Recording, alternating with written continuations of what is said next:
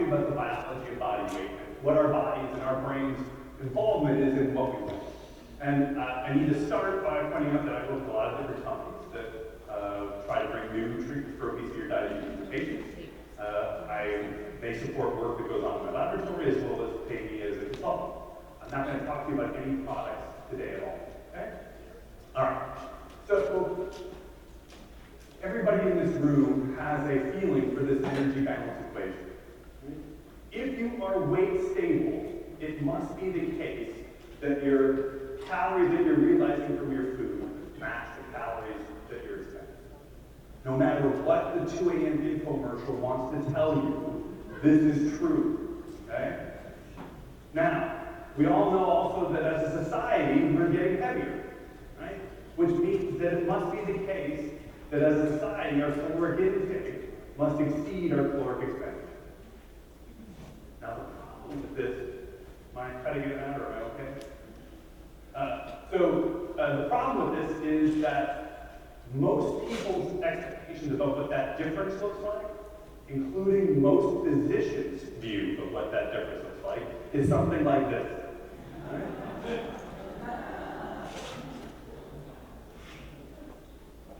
And the problem with this is far from the truth. Right? Look, you and I walk through some numbers here so we can get on the same page about what we're really talking about. So if you're an average-sized person, average-sized male like myself, you're going to consume about 900,000 calories a week. Right? Now let's imagine that you wanted to gain just a single pound. Now 1 pound doesn't sound like very much, but as everybody here understands, it's cumulative, right? The pound you gained last year is with you when you gained the pound this year. And as bad as the obesity epidemic in the U.S. is, on the average, we're not gaining much more than 1 pound per person per year. Okay? So again, as a society, what is 1 pound a year? The answer is it's 4,000 calories. Right? So if you're weight stable, you're eating 900,000 and you're burning 900,000. Right? If you gain 1 pound, you've got to consume 904,000 and only burn 900,000. So again, most individuals at some point over their lives are weight stable and are within a pound a year if you look at sort of as a running average, right, over time. So what does that mean? It means that the system is off by only 4,000 calories a year for most individuals. What is that? That is 0.4%. So you think of it as an error term about how the system is matching its intake to expenditure. Even worse, if you do the math backwards and say, well, how many calories is that per day? It's 11 calories per day. Right? It's a potato chip. Right? The difference between being a lean society and a obese society is 1 potato chip per person per day. Now, I have to tell the story. I was speaking in front of a group of physicians, and they had me on right before lunch. And I used this analogy about potato chips. And wouldn't you know, at lunch, they served potato chips. Right? And one of the physicians had taken a bag of potato chips and dumped them out all over his tray. And I said, what are you doing? He says, I'm trying to figure out which one is the extra potato chip. Okay, that person didn't really get my point, okay? So the point here is that our bodies are incredibly accurate at matching our intake to expenditure. That level of accuracy is not something that you can easily accomplish voluntarily, right? If you are trying to weigh your food very carefully, the error on the scale, the crumbs that you drop, the cookie that you grab going through the kitchen that doesn't get into the diary are all way larger than that 11 calories a day. This accuracy involves biology, right? It is our body tracking what's going on in terms of our energy balance. And the key question then becomes, how does our body do that? And that's what I'm here to talk to you a bit about today. So, if you think of your adipose tissue as a bathtub, right? So what is adipose tissue, right? It is the tissue that takes up the difference between what you eat and what you burn, right? And if you're eating more, adipose tissue is going to take up those calories and get bigger. If you're eating less than you burn, right, it's going to give up those calories to other tissues to burn. So again, you can think of it as a bathtub, right? where the rate of the water coming in and the rate of the water coming out have to match in order for the amount of water in the bathtub to be consistent. Now, again, when you hear people talk about biology, see, they talk about a lot of organ systems, right? They'll talk about adipose tissue, they'll talk about the liver, you'll hear conversations about muscle, you'll hear conversations about brown adipose tissue versus white adipose tissue. But what I'm here to tell you is the only organ in your body that can do this is your brain. There is no way to think about body weight regulation that doesn't involve your brain, which is in a position to help organize both what you're consuming and what you're burning. Now, in order to keep the amount of water in the bathtub consistent, what does your brain have to know? It has to have feedback about how much water is actually in the bathtub, right? And then it can use that information to either change the rate of the water coming in or the rate of the water going out in order to balance it. And we know that the brain is getting information about the status of your adipose tissue, how much water is in the bathtub, through hormones. The most common one is a hormone called leptin. Right? Leptin is made in adipose tissue, and it circulates in proportion to how much adipose mass you have. Right? So it's a good surrogate signal for the brain to use to say whether your adipose tissue is growing or shrinking, or whether it's staying the same. Right? Whether the water in the bathtub is used. Now, how do we know that leptin matters? I'm going to talk to you a lot about rats and mice, right? As my wife likes to point out, she's a real doctor, right? And all I do is watch rats eat for a living, right? What's important to know is that one of the reasons we're going to talk about rodents, we can control the experiments much better, right? But also we don't have to blame them for what happened, right? It's so much easier to talk to audiences about rodents because they don't have a preconceived notion about whether that rodent is doing the right thing or not. Right? So here is a normal mouse, okay? And this is a mouse that's genetically engineered to not make any leptin. Right? We just changed one gene, and you can see the result is way more water in the bathtub. And if you don't remember anything else I tell you today, remember this. It is not really about how much water is in the bathtub. It's about the signals that it generates. Right? Because here you have an example, right? The smaller animal normally eats, right? And pays attention to how much water is in the bathtub. The animal that doesn't have leptin has plenty of water in the bathtub.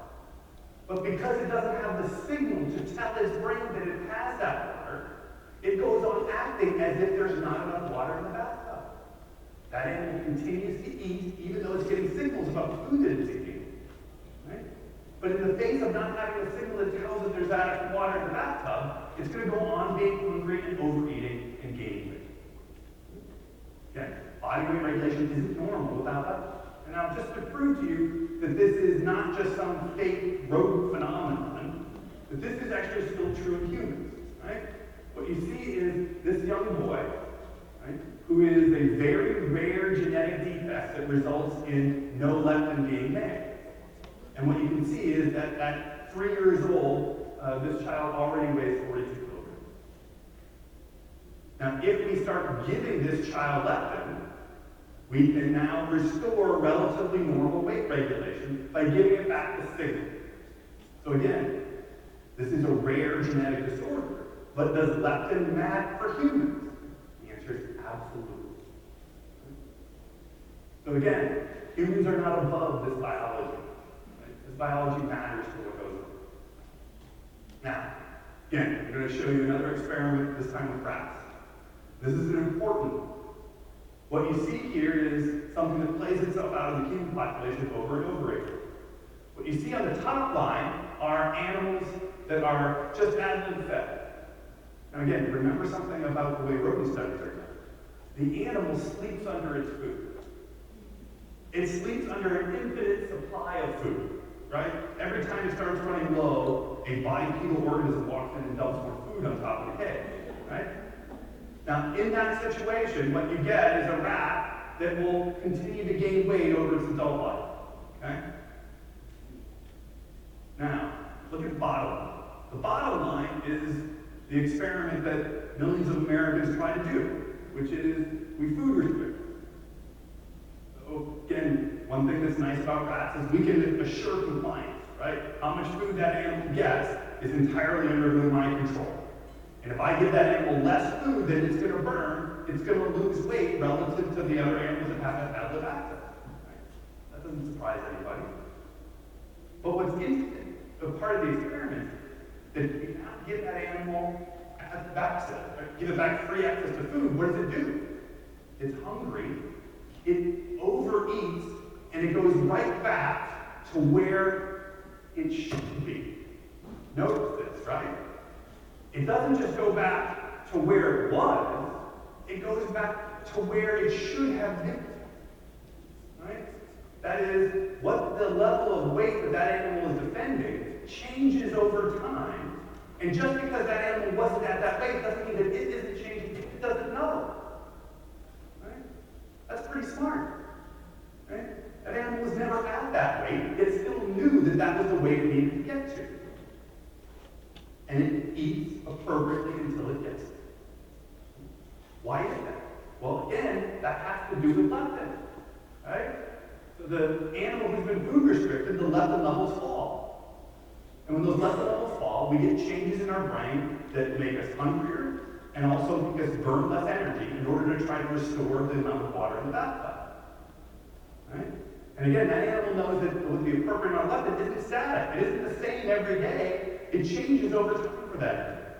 And as it gets older, right, the level of weight it's going to defend changes. But that animal, even there, remembers that and works its way through. So, what happens in the brain as it relates to this? What are the targets of an action in the brain that matter for regulating our weight and our food? My apologies, I have to give you a little bit of neuroscience, okay? I'll make it as painless as I know how to. There are a variety of cells in your body, including cells in your brain, that make a molecule called POMC, right? That is a precursor for a variety of different molecules that get secreted, right? One's ACTH, the other is alpha MSH. These are molecules that are involved in what we call the melanocortin system. Some of you may have heard about the melanocortin system because it's important in regulating your skin and hair color. Right? Now, these melanocortins interact with a variety of different receptors, including this MC1 receptor, right? These are all flavors of the same kind of receptor. The MC1 receptor is found in your skin and your hair. Alpha MSH acts on that to change your skin and hair color. Right? Now, what's more interesting for our purposes is that if you look at this melanocortin 4 receptor, we know from a wide variety of mouse and human studies that this MC4 receptor is involved in food intake. If we give an animal alpha MSH, which binds the MC4, it will reduce its food intake. Okay? Now, here's what's fun about this melanocortin system. In addition to making something that can turn on the MC4 receptor, the system also makes a molecule that can turn off the MC4 receptor, and it's called AGRP. So, to be clear about this, how much activity you have in this melanocortin 4 receptor is a complex interaction between how much alpha MSH your system is making and how much AGRP your system is making. Under situations where you have a lot of alpha MSH, you're going to turn on this MC4 receptor, and it's going to reduce your food intake in your body. In situations where you have a lot of the AGRP, the antagonist for that receptor, it's going to turn off that MC4 receptor, and that's going to lead you to increase your food intake and increase your body weight. Now here's what's important. If we now take an animal, again, that all stuff comes from rodents. It's important for humans too, right? So this is a young girl who has a mutation in this POMC that results in her making no alpha MSH, right? No way to turn on her MC4 receptor. You'll see two things. One is she's got flaming red hair, right? Because that alpha MSH is important for the peripheral receptors that control your skin and hair color. But what's also true is that you can see in the top line is this young girl, and the other lines, right, including this one, but that's the 99th percentile, right? So she is well above weight. if you don't have the good system. So again, biology matters for humans, not just for rodents. Now, here's what's important. When we go on a diet, in this case, we take animals and we food restrict them, right? We forcibly make them consume less calories. What happens in their brain? Well, you can see what happens is that you start turning down the agonist and increasing the antagonist. Both things are going to conspire to make less melanocortin signaling, make you hungrier, and push you to bring back the weight that you just lost. We know that leptin is a very important driver of this system. Why? Because if I now take my friends here, right, the leptin deficient mouse, who's got plenty of water in the bathtub, but doesn't have the signal, those brains look just like an animal that's been on a diet. Right? So what is leptin doing? Right? Leptin is turning on and off appropriate systems in your brain that are important for regulating what you eat. Why am I boring you? I am boring you all this because hopefully it gives you a picture about just how hard it is to push this system around. Again, whether it's by force of will or even by biology. Because if you're sitting there thinking, well, why haven't any of these drug companies come up with a drug that turns on this MC4 receptor, right? You're asking the right question. But here's the problem in terms of the way the system works that makes this difficult, right? So again, here's just a diagram of what I just tried to tell you, right? So we know that leptin will turn on the cells that make the agonist and turn off the cells that make the antagonist. So now let's imagine that you're a drug company, you make your MC4 agonist, and you turn the system on, right? I mean, you increase this signal that decreases weight. Fantastic. What's going to happen? Well, the amount of white fat you have is going to go down. Also fantastic. What else is going to happen? The amount of leptin you have is going to fall. Not so fantastic, right? Because what does that do? That means that you start making less of the endogenous agonist that turns on the receptor, and more of the endogenous antagonist that turns off the same receptor. If you're a drug company, you end up doing hand-to-hand combat at this receptor as a function of trying to turn it on. The biology starts building up the ability to turn it off more and more. Right? Now, I've just given you one system. There are dozens of these neurotransmitter systems that are involved in how we regulate our executive body. So you can see why it's difficult to produce even biological therapies that produce large amounts of sustained weight loss, because the system is built to try to make it difficult. And again, that's what everybody's fighting as we're trying to voluntarily choose to lose weight. Right? And I think this is a very important message for everyone to understand about all this biology that goes into it. Right? Because the conversation goes something like this. Why don't you just stop eating so much? Ma'am, can you hold your breath? Okay, you can start breathing again now, right? So it's voluntary, right? You can choose to hold your breath. So you should be able to just choose to lower the oxygen levels in your body. It's the same conversation, right? It's a different time scale, right? Because in minutes, you'll be unhappy, right? With changes in the oxygen. But again, it's a defended parameter, right? Your body knows how much oxygen you have and works to make sure that you maintain adequate oxygen. It's the same thing for body fat, right? Breathing is the way you change the oxygen. Food intake is the way you change your body weight, right? So again, the idea that we can just voluntarily choose not to eat belies all this accuracy and all this biology that makes it much more difficult than most people would have us say. And I think that's an important part of the conversation and message that has to be for the efforts of the OAC to try to make this clear about what is going on with folks who suffer with obesity. All right? Okay. Now, this sort of biology conversation leads to two kinds of questions. Right? One is, if the biology of weight is so accurate, why are we becoming obese? Right? I've made a case that the system is super accurate, and that it makes it really hard to lose weight when we want to. So why doesn't that same system that hurts us when we're trying to lose weight protect us from weight gain at the same time? Right? That's really a question about what happens in the environment that might interact with this biology. Right? The second question is, why do some people become obese while others remain lean? Right? We all know this is not an evenly distributed trait. The question is, why are some individuals more susceptible than others? This is a question about the genes. Right? And I'm going to try to give you at least brief answers about both that I think relate to the conversation about everyone's weight. So let's start with this first one. If the biology of body weight is so accurate, why are we becoming obese? Again, I'm going to show you rodent studies, because we don't have to have an argument about whether it's their fault or not, okay? So these are two groups of mice.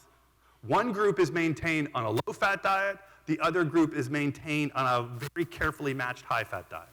Now, to be clear, right, we get into all sorts of conversations about what the nature of the diet is and what's important about the nature of the diet. And this diet has lots of saturated fat and lots of sugar in it, okay? It's tasty, right? It tastes like sugar cookie dough. It's yummy enough that you keep it away from the students at the end, right? When the pizza money runs a little low, right, that they're willing to go to the high-fat diet, okay? And what you see is that the animals that are maintained on this high-fat diet gain more weight than the animals on the low-fat diet. It is not a mystery about how this occurs. The animals on the high-fat diet eat more of the diet. That is how they gain more weight predominantly, okay? So the question is why, right? If you believe what I've been telling you, that leptin is a signal of how much water is in the bathtub, clearly what's happening in those animals is that the level of the water is rising in the bathtub. And what's absolutely true as well is that the levels of leptin are rising that should tell the brain about how much more water is in the bathtub. But whatever is happening, the signal that leptin brings is not as effective in the situation when you're on the high-fat diet. I can show you this empirically, right? So this is a rat version of the same experiment. And what you see is in the one bar, you see animals who are on a low-fat diet that get saline, right? Something that's inert. The other animals get an injection of leptin. And what the animal does in response to the injection of leptin makes sense, right? The animal thinks, oh my gosh, I now have way more water in the bathtub than I did before. I'm going to eat less. Very sensible response. But if you take animals that are on a high-fat diet and do exactly the same experiment, you can see that they don't respond to the leptin at all. This is looking at food intake, but if we look at change in body weight, it's the same thing, right? Those first two bars show you animals who got leptin versus those that didn't. And you can see if they're on a low-fat diet, they lose weight. Again, they're responding to the signal that says that there's more water in the bathtub. But you can see that the animals who are on the high-fat diet don't respond at all. Why is he boring me with this? I am boring you with this because what we eat matters to the signal that leptin brings to the brain. Right? The environment that we live in changes what the signal and the nature of it is when it acts on the central nervous system.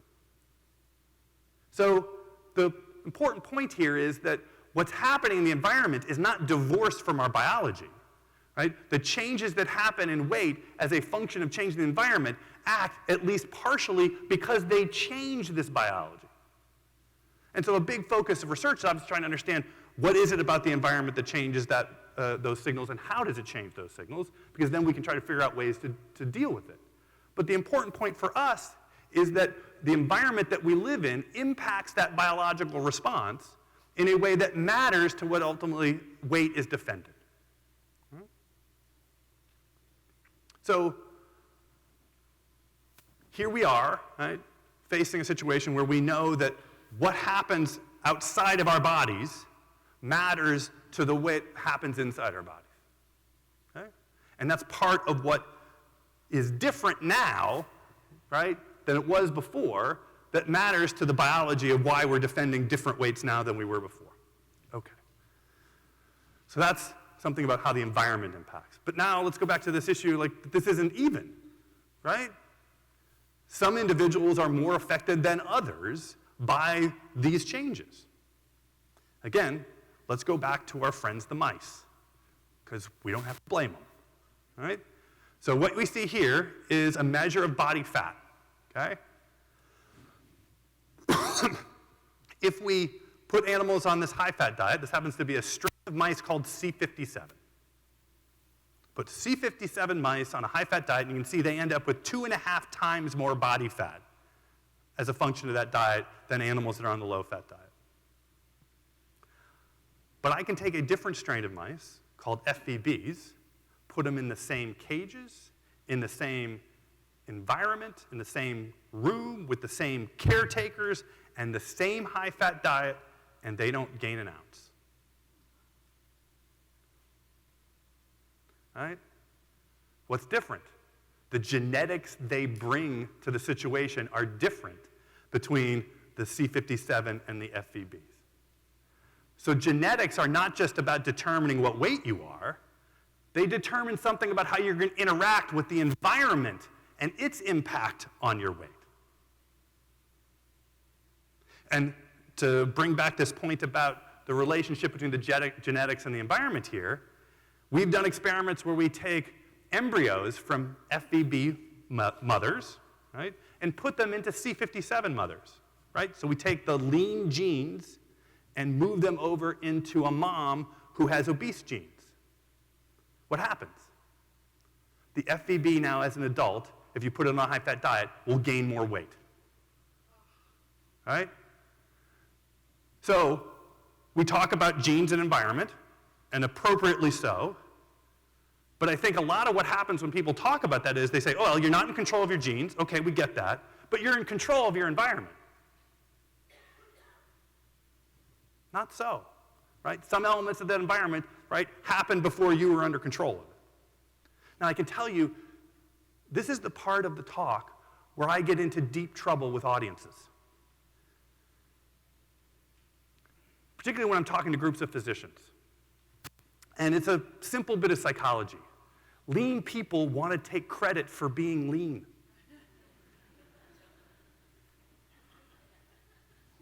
Right? And so what they want to say is, yeah, okay, Randy, I believe you that the environment can impact the biology in order to affect weight. But you know what? I'm way more careful than that. I control my environment, right? I don't eat fast food. I exercise. I'm doing all the right things. That's why I'm lean. But again, whether that's sufficient to drive your weight changes depends on the biology you brought to the situation. Now, be clear. I'm not trying to tell people that we should do less, not more, right, about in terms of controlling our environment as it relates to our weight and being healthier. What I'm just saying is that some of the responses to that are not always under our control. That has to do with the genes that you bring, right?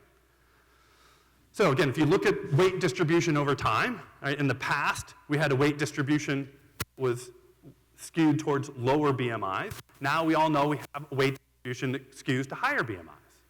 But a big driver of that has to do with the fact that the people who are most susceptible are gaining the most weight. Again, that's consistent with what I'm telling you. There are individuals who are more sensitive to the environment that we bring, and those are the folks who are going to struggle the most in terms of their weight. Now, I'll show you this in a slightly different way. So let's imagine a scenario, right? These are all different groups of individuals, okay? And at one end of the bar is those who don't take care of themselves at all. And at the other end of the bar is what happens if they took super good care of themselves. And what you can see is that there are some folks that are going to be at this end of the scale. No matter how well they take care of themselves, they're going to have weight issues. And I showed you 2 examples of that, right? So the young boy with the leptin deficiency, it doesn't matter how good a diet you feed him, how much exercise, that individual is going to have weight issues unless we can intervene biologically, right? That young girl with the POMC mutation, right? It doesn't matter, right? We're not going to be able to interfere with that just by changing the nature of the diet or putting sidewalks or whatever. Doesn't matter how good or poorly they take care of them, they're going to be heavier than others. But again, all of us come to this with a different range, right? So the people down here at the bottom are the ones that are really, really famous, right? Those, again, for which a change in the environment can have the most profound impact on their weight. They show up in ads for weight loss products, right? But all of us can come with different levels of susceptibility to what we can do under our control that matters to our weight. Again, does that mean that we shouldn't be trying? Again, don't go home and say that Dr. Seeley said it didn't matter what I did, right? But the point is that if we don't understand, again, that the genes interact with this environment in a complex way that determines all sorts of elements of our weight, then we're not having an honest conversation about where we are and what we should be doing about it. Okay. So, back to this simple graph, right? If you get anything out of this, I hope you understand body weight is regulated, right? It is a defended parameter. You cannot simply choose to avoid it. And again, it's not a steady state parameter, right? What weight you will defend is not the same through all parts of your life. But that doesn't mean it's not defended, right? And again, these animals show you that. They know what weight they're supposed to be, even though they've never been there. Now, is the biology entirely hopeless? I would try to argue to you that the biology is not entirely hopeless. That the biology gives us lots of ways in which we can get into the system and actually make it work for us rather than against us. And here's a simple experiment. So imagine we take rats and we bypass their normal controlled food intake that goes on at their mouth. And we do that by just putting a tube into their stomach and infusing calories. Right? If we infuse more calories than they can burn, they're going to gain weight. And that's what you see here. Right?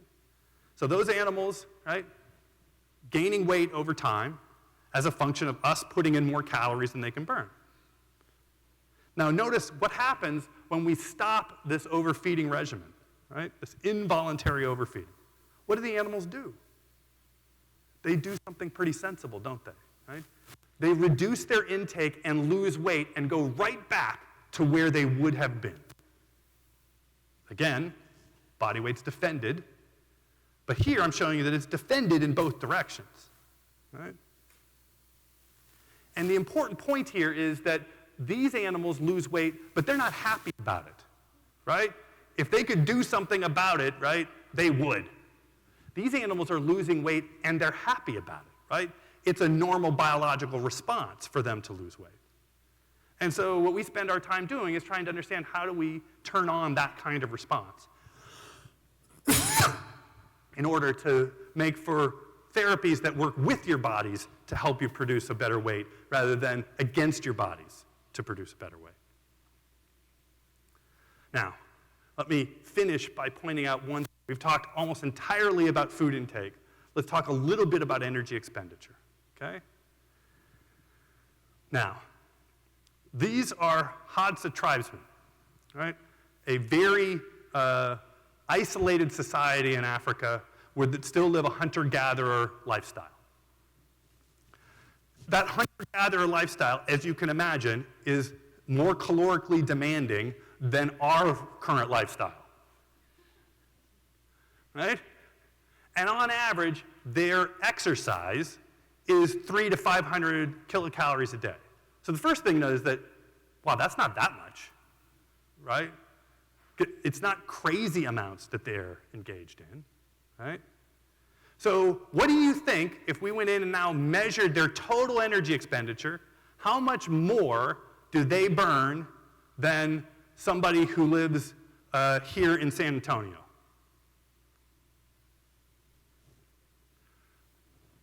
Anyone want to foster a guess? What's your guess? How many more calories a day do they burn?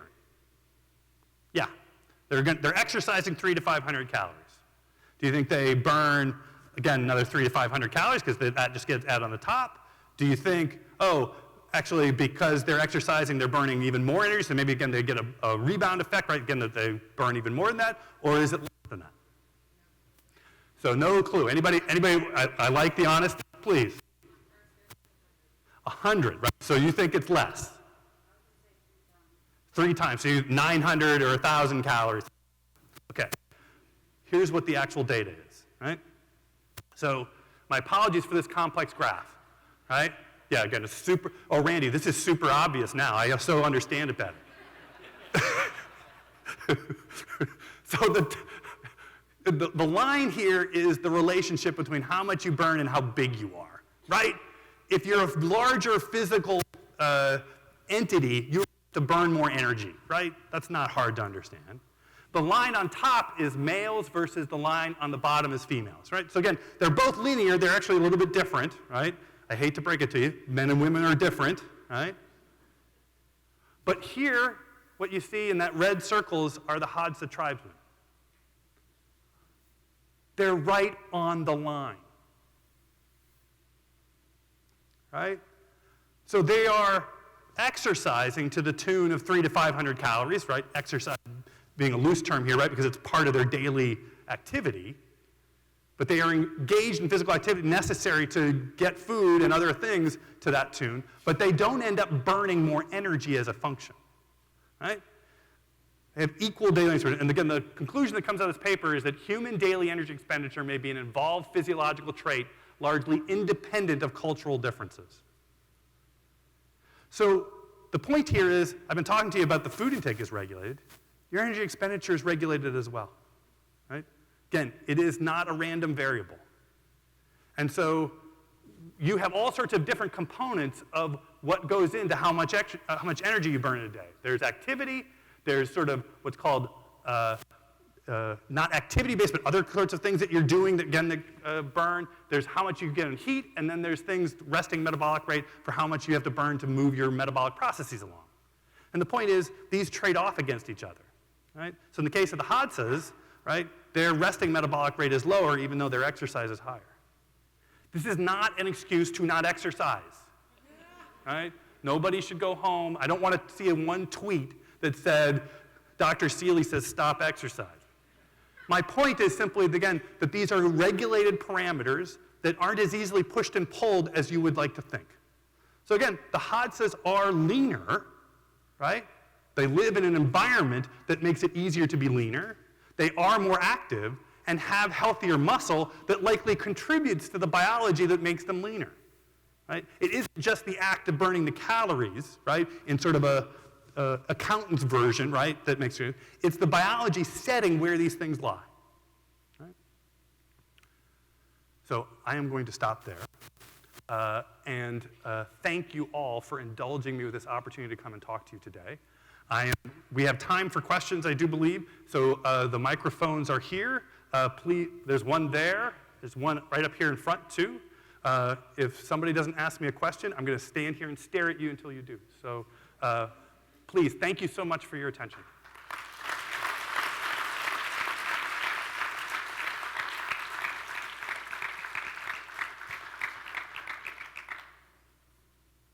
Good morning, Dr. Seeley. Thank you so much. Is this on? I'm Jamie Fivecoat, and you mentioned about there are some other things going on that confound the gastrointestinal processes that were going on. What role does the pleasure path have to play with that? Yeah. So again, as part of these brain pathways that regulate intake, I talked to you about the melanocortin system. Turns out that one of the things that can turn on that the antagonist, right, the AGRP part, right, that makes you hungrier, just showing a rat a Hershey's Kiss turns that pathway on, right? It doesn't even have to eat it. It just has to show it to it, right? So again, you have biological processes that are part about how you interpret food and food cues, right, that are related to its attractiveness as a goal object, right? So again, when you're filled in an environment with attractive goal objects, that system is going to be less capable of keeping your weight low than if you're in a situation where you don't.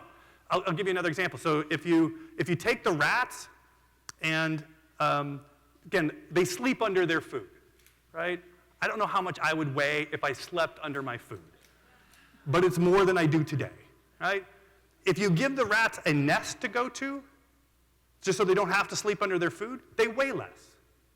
Now again, right, they defended that weight just as actively under either circumstance, but what happens outside matters to what it is that the animal sees as the appropriate level of defensive weight. So again, those pleasure pathways and other things are driving processes that relate to what the overall weight sees as appropriate or inappropriate is. Right? Does that make sense? Oh, sorry. One right here. Yes, my question or my comment was, there you show the rats that have the genetic predisposition, and you had the rats that were the lean. In the human, in humanity, it doesn't seem like we have some that are more susceptible for obesity.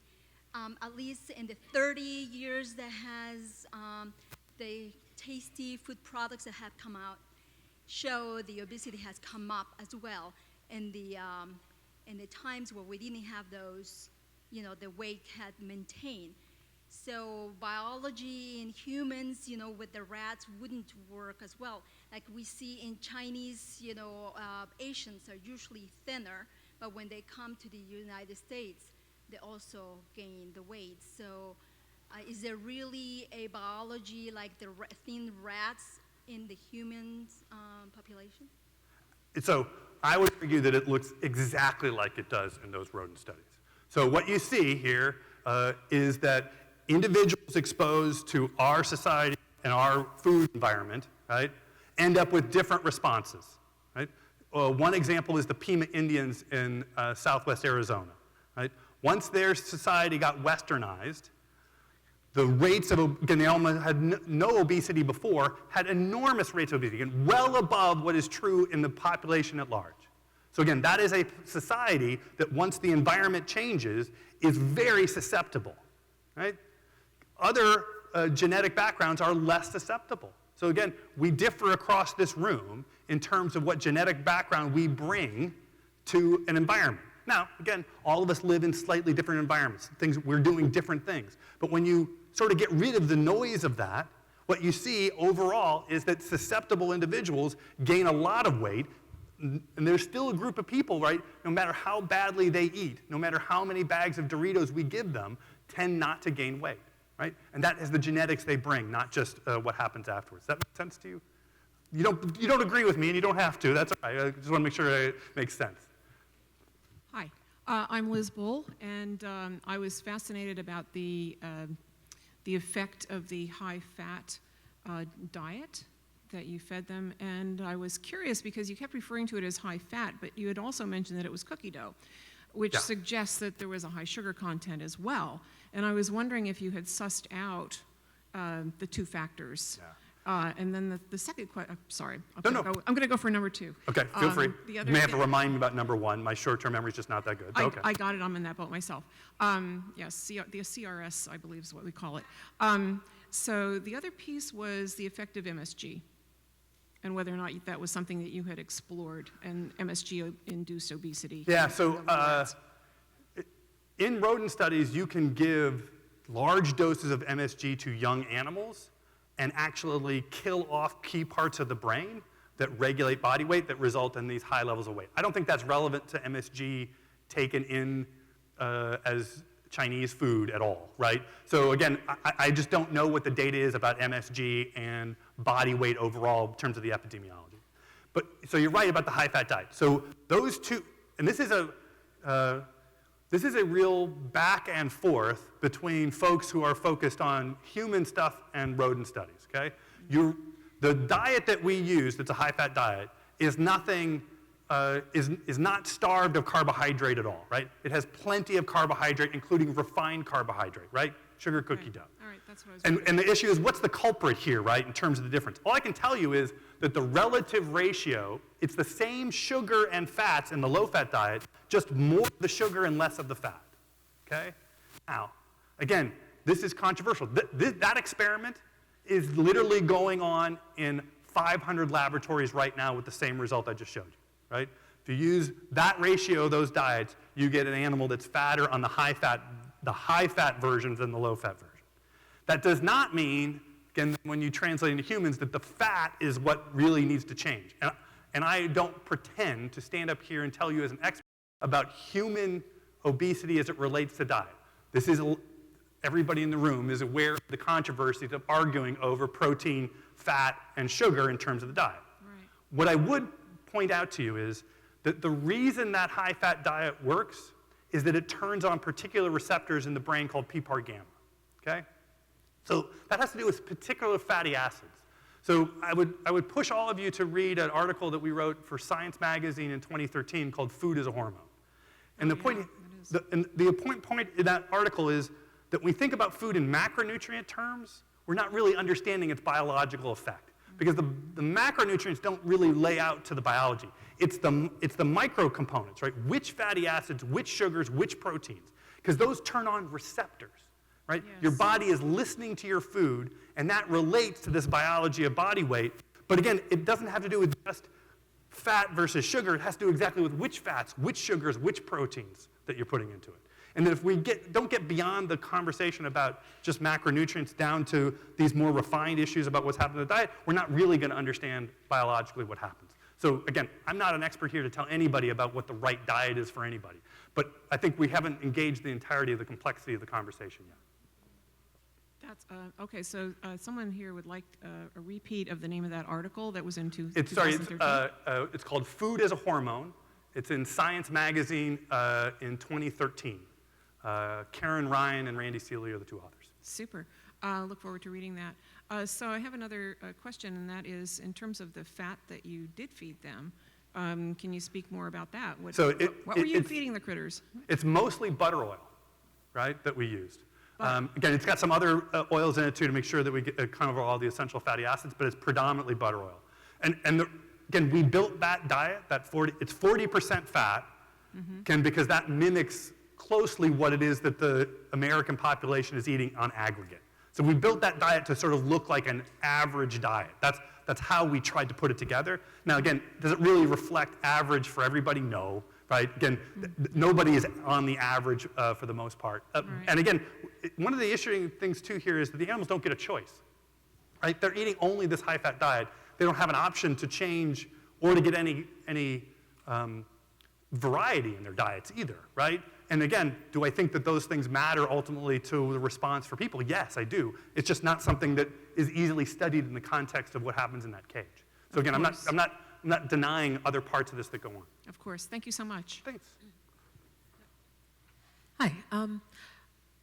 I was thinking that leptin resistance sounds a little bit like insulin resistance. Do they really function similarly in that the amount of circulating hormone has an effect on the receptors? Yes. You're right to pull the analogy, right? So for those who don't know, when we talk about type 2 diabetes, we talk about not that there's not enough insulin, but that you're making insulin, but it's not doing its job, right? It's not turning on its receptor and then causing glucose to be pulled out of the blood and into cells as effectively as it did before. That's insulin resistance. And you're right, leptin resistance is very much the same concept. But I will tell you is that we know a lot about the molecular aspects of insulin resistance, and we do not have nearly as good a hold on the molecular aspects of leptin resistance. Because there's a couple things that could be happening at the level of the brain, right? One is maybe leptin does not freely cross into your brain. It has to be transported actively into your brain. Maybe what's happening is that on the high-fat diet, we're transporting less leptin, right? Which would mean the receptor could be fine, we're just not getting it to the target action, right? It also could be, again, that receptor either isn't being made as much or that its downstream intracellular signaling cascades are not as effective. There is great controversy over which of those hypotheses make the most sense. So I don't think it's come to a conclusion about what it is that drives leptin resistance. But obviously, it's important because if we could understand the real workings of leptin resistance, then some therapeutic strategy, right, whether that's diet, drug, or other, that dealt directly with leptin resistance would make sense, right? Because the vast majority of obese individuals have elevated leptin. So if we can get them to respond better to their own leptin, right, that would push the biology in the right direction. Hi, it's almost to follow up on that. I have lipedema, and so one of the challenges of getting diagnosed is there's no diagnostic test right now. It's just doctors who know the physical images. So when you're talking about like even the children who you tested, are those blood tests that are common or not? No, they're not common at all. Now, to be fair, part of the reason they're not common is that very few individuals have that problem. Yeah. So again, if you took 10,000 people, you'd be lucky to find one who actually had really low leptin levels as a driver of why it is at the weight that they're at. So, from a sort of a economic point of view, does it make sense to actually try to do that? And the answer is probably no.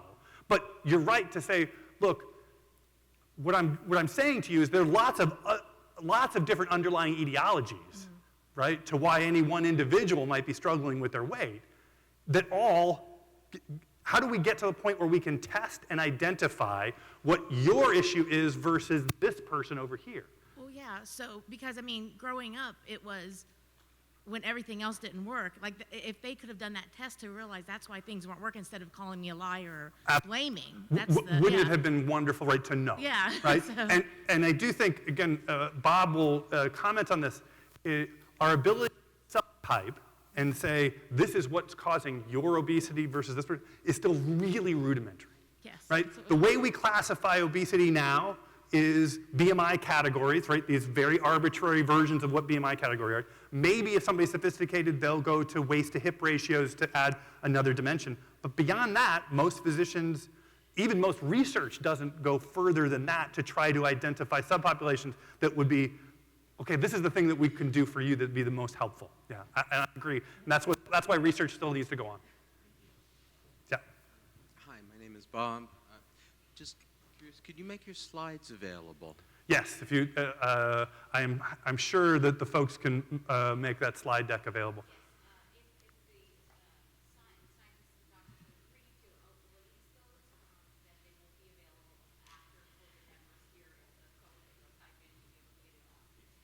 Yeah. So again, I'm happy just to, all of these slides represent data that's been published, and so I'm happy for people to use them as part of a conversation that they want to have about these things to the degree they can.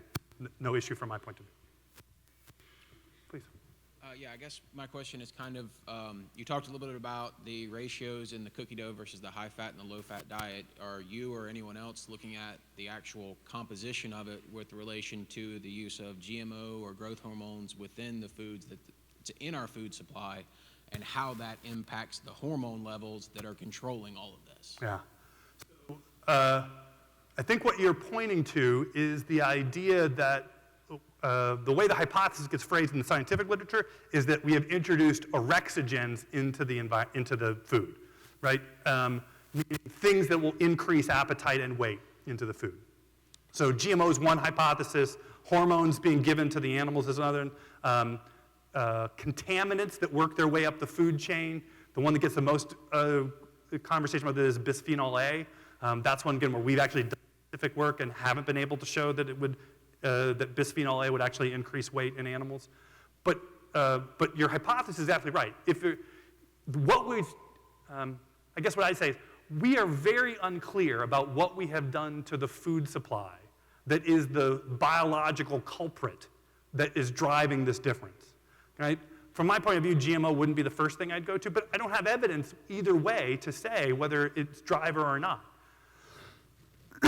So I always get a little nervous as people have this conversation and say they know exactly what we've done to the food supply that is the culprit. Because from my point of view, there isn't good data, animals or human, that manipulates it in a systematic way that says this is clearly going to drive the difference. So we aren't there yet. And what you're asking for is logical information that I don't feel has been we've gotten through the scientific process yet. We have time for one more quick question and one more quick answer. Is that okay? Am I capable of that? We'll see, Randy. Hi, so this is based on what you said and my personal observations. So I had weight loss surgery, it'll be 9 years in January, gastric bypass RNY. And right after I first had it, I felt like I was able to have a really great relationship with food all of a sudden, and I was almost able to say to myself, oh, I can do this, because it was like a way of, you don't feel the weight loss surgery did it for you. You feel you are in control of yourself, but if it wasn't for the weight loss surgery, I would not have been able to. But your brain gets tricked into thinking you have no training wheels on. And I was able to view Hershey's Kisses and things like that in a totally different way, whereas before my receptors would get all excited. After weight loss surgery, I looked at them very differently. Food was not an attractive object, right? Even high-valued foods had less value than they did before. I was able to just have one, and I still can just have one. But what happened was, after a few years went by, and I was able to do that all by myself, and I was at a nice goal weight, I saw that the weight started creeping back on, and that I was at times not able to do that anymore. And my same self that was originally there was still there, the genetics that I was born with. So I got it, I felt like I was white knuckling to stay myself and just to stay the same. And then when I would have a moment where those chains would come on and something happened, a death in my family or moving, the weight would come back on. So again, I'm not going to run out the door, so I'd be happy to talk to you a little bit. But let me give you just one short general answer, right, which is what you used to describe about what happens to you after surgery happens to the rodents too, right? So in my lab, we have people stitching little tiny rodent mouse things into Roux-en-Y gastric bypasses. And what you see, that high-fat diet you showed, when we give the animal a choice between the high-fat diet and the low-fat diet, the normal animal will consume the high-fat diet predominantly. If you give the animal a Roux-en-Y gastric bypass, it stops preferring the high-fat diet. Now again, we've never looked long-term, so again, I can get into these issues about what happens over long periods of time, but what you're experiencing is a biological effect of that surgery. It's not just about making your stomach small, right? It's all about that. Then I got a diet pill, and that's what I take now. I take Belvique twice a day. And all of a sudden, I have all that control again, and it almost feels like I don't have the training wheels anymore, and I have my life back where I'm not So again, all the time. the biology here is all going to be adding in summating, right? So again, there's an effective surgery, right, that's most prominent early while you're losing weight. But once you've lost the weight that the system thinks is appropriate for that surgical intervention for you, well, then you're going to go back to the person you were before, right? And again, for most people, that's some subtle creep-ups, right? And again, we can add more biology to that, right, that puts you back. Your version is in control, but what I would say is how close are you to the weight that your body thinks it's supposed to be at, right? And when we're trying to hold it down below that weight, we are going to be white-knuckling it, as you said, right?